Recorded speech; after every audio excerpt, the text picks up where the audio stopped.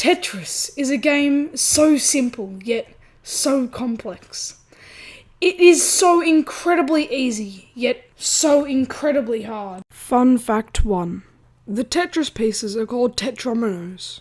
Fun fact 2. The blocks that the Tetris pieces are made out of are called minos. Fun fact 3. There can never be an odd number of minos on the board at once. Building technique. The first and by far one of the easiest building techniques is one wide.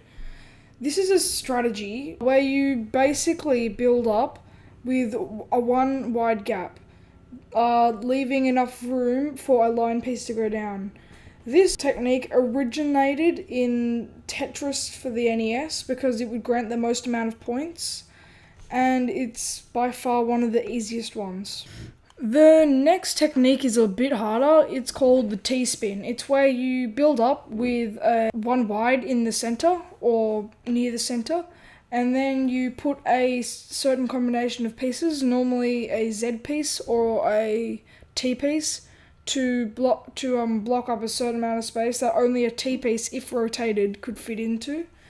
And that grants points in the newer Tetris games, and you can only do that in the newer Tetris games. In the old Tetris games, the pieces would lock on immediately as soon as they would touch another piece. But in the new Tetris game, it's very generous with the amount of time it gives you to rotate the piece before it drops. So it can only be performed in the newer Tetris games. And this is called a T-spin double, and it grants I think more points than a Tetris. The next trick is called 4 wide. It's basically where you build up with a 4 gap on the side or in the middle, and you combo the crap out of the game. This was useful in the mid-age Tetris games and up to the new Tetris games.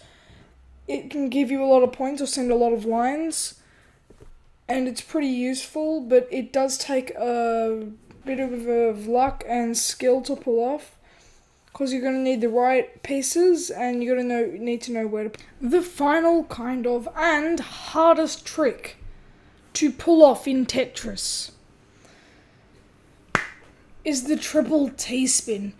Now the triple T-spin is performed by making a 4 gap, and then you basically you need a T piece and either an L or a other way L piece. On the right side, if you have a T piece and a blue L, you put the T piece down first and then the blue L on top to make like a C piece. And if you have an orange piece, you put the orange piece down first and then the T piece, and then you have the C as well. On the left side, it's reversed. And basically what you want to do is you make an overhang so that the T piece can latch on. And you can rotate it either left or right, depends which side you're on, and it'll slip underneath. There's a very good video by Tetris, I think. I don't know. He made a video on how to do a triple T-spin, so I'll link that in the description below. And this is basically the hardest trick in Tetris.